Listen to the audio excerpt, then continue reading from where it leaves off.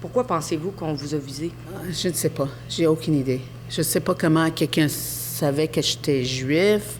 Je dis au monde, mais j'ai aucune idée pourquoi. J'aimerais ça, comme j'ai dit, j'aimerais ça parler avec la personne. Pourquoi il a marqué ça? Alexa Lavoie, ici à Montréal, et le 4 février dernier, un incident est survenu sans pratiquement aucune couverture médiatique.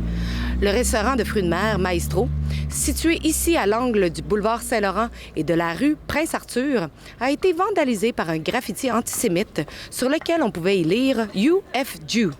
Eileen Polinsky, propriétaire de l'établissement depuis 34 ans, affirme que c'est la première fois qu'elle est ciblée de cette manière.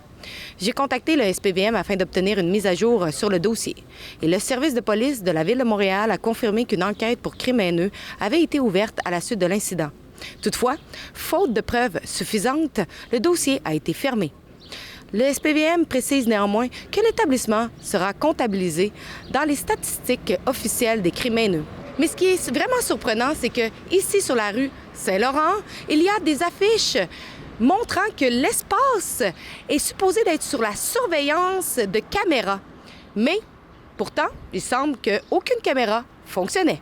Cet incident s'inscrit dans un contexte de recrudescence des actes antisémites au Canada depuis l'attaque du Hamas contre Israël le 7 octobre 2023. Et plus récemment, à la suite de l'opération américo-israélienne en Iran visant le régime de la République islamique.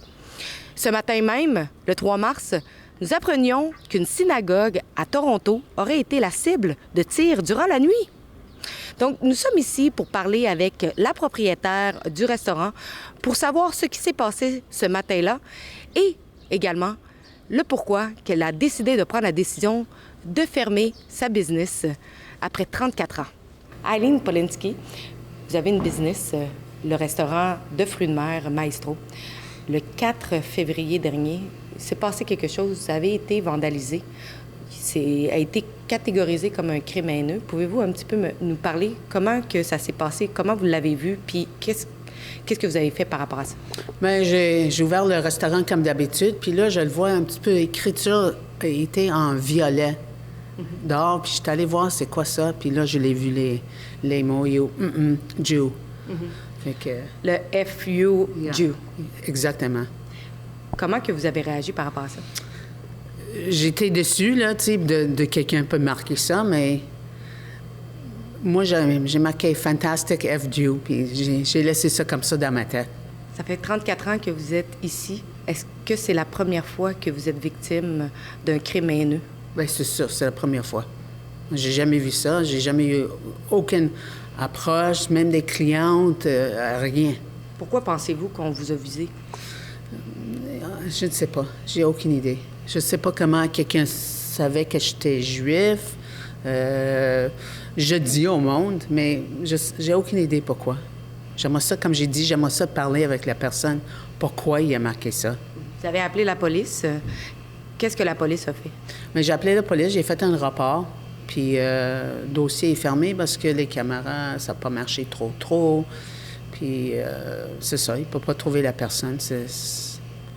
J'ai été à les voisins pour voir s'il y a des caméras, puis ça tombait à zéro. Parce que c'est surprenant, parce qu'il y a quand même des insignes qui disent que le quartier est sous surveillance de caméras du SPVM. Oui. Est-ce que ça vous a surpris qu'il n'y ait aucune caméra qui fonctionnait? Ça a surpris. Surtout, c'est un secteur de club. Puis à 3 heures du matin, il doit y avoir des chicanes, la boisson, c'est sûr. Mais peut-être ça t'a réveillé les autres pour dire, OK, il faut qu'on arrange les caméras, il faut que ça marche. Depuis le 7 octobre 2023, on voit de plus en plus de crimes antisémites, surtout à Montréal. Est-ce que c'est quelque chose qui vous préoccupe? Oui, c'est sûr. Hein? C'est épeurant. Là, tous les jours, là, tu le vois quelque part sur les nouvelles, quelque chose qui arrive dans le monde entier. Surtout là, avec la guerre, c'est sûr, ça inquiète. Mais je suis fière d'être juif. Ça, c'est le bottom line. Est-ce que ça vous a surpris? Parce que votre histoire a été très peu rapportée. J'ai seulement vu City News qui a fait une histoire sur ce qui s'est passé. Moi, je l'ai su de bouche à oreille, mais ça s'est pas... et ça n'a pas été plus médiatisé que cela? Surprise, mais... Écoute, c'est ça qui est ça. Est-ce que vous aimeriez quand même que les personnes au gouvernement, que les personnes aussi pour le gouvernement à Québec ou la Ville de Montréal, est-ce que vous voudriez qu'ils prennent plus de mesures pour protéger justement les personnes qui ont soit des business juifs ou les citoyens, la communauté juive? Mais c'est sûr. Puis on n'est pas loin d'un secteur juif ici à Outremont avec des orthodoxes. Fait que c'est ça, c'est épeurant. On devrait avoir, tu sais, une information de le monde qui protège les business. Mais c'est comme n'importe quoi, hein? On ne sait jamais quand ça va arriver. C'est dur à contrôler ça, j'imagine. Vous avez mentionné qu'après 34 ans de business, vous avez pris la décision de fermer et de vendre votre endroit. Pouvez-vous nous expliquer pourquoi vous avez pris cette décision-là? Puis est-ce que, en fait, la business a changé au cours du temps? Bien, j'ai pris la décision, ça fait 34 ans que je suis là, le bail est fini. Puis je me vois pas un autre 10 ans à faire maestro encore. Mais c'est sûr, le secteur a changé. C'est plus comme qu'il était. Après COVID, beaucoup de choses ont changé dans la restauration. Le monde a moins d'argent, le monde, ils ont peur de dépenser. Puis moi, j'étais un restaurant de fruits de mer. C'est plus dispendieux qu'un restaurant de hot dog hamburger. Mm-hmm. Puis le secteur, il a changé. Il y a beaucoup de moins de business ici. Fait que c'est temps pour moi. Moi, j'ai décidé que c'est le temps pour moi. Est-ce qu'on le voit aussi, il y a plusieurs autres business qui sont en train de fermer tranquillement. Trouvez-vous que peut-être qu'il n'y a pas assez d'investissement de la part de la Ville de Montréal pour revigorer, pour redonner de la vie à ce secteur qui autrefois était flamboyant? Bien, c'est sûr. Écoute, on va juste prendre l'exemple de Prince Arthur. T'sais, les rénovations qu'ils ont faites, c'était pas beau. Avant, il était magique avec les chaises, la table, les musiques. Là, ils ont mis les permis, puis ça a tout coupé la musique. Les artistes qui marchaient, jouaient, chantaient. Fait que, oui, Saint-Laurent, c'est la même chose qu'il était fait 10 ans, là, fait 15 ans. Mm-hmm. Fait que, les magasins sont des belles magasins, des beaux magasins, mais oui, ça prend plus pour attirer plus de monde. Vous êtes la deuxième business qui fait face à des crimes antisémites en quelques années.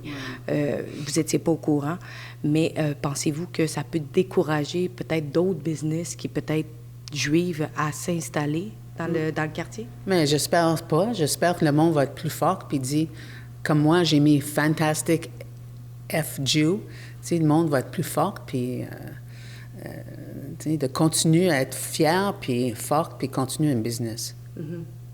Justement, vous m'avez mentionné que quand vous aviez écrit ça, quelqu'un est venu nettoyer le graffiti? Normalement, il était nettoyé. Je ne comprenais pas qui a fait ça, pourquoi ils ont fait ça, parce que moi, je l'ai gardé l'écriture.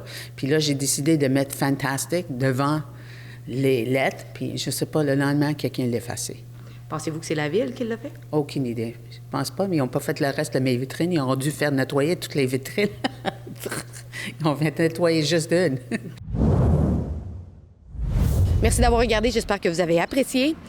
Comme vous le savez, il y a plusieurs personnes ici au Canada qui ne sont pas citoyens, qui sont dans les rues en train de chanter des slogans antisémites ou en train de faire des crimes antisémites. À Rebel News, nous pensons que si vous êtes en train de faire ces crimes, vous devriez être renvoyé dans votre pays. Donc, allez signer notre pétition à deporthamas.com dès maintenant.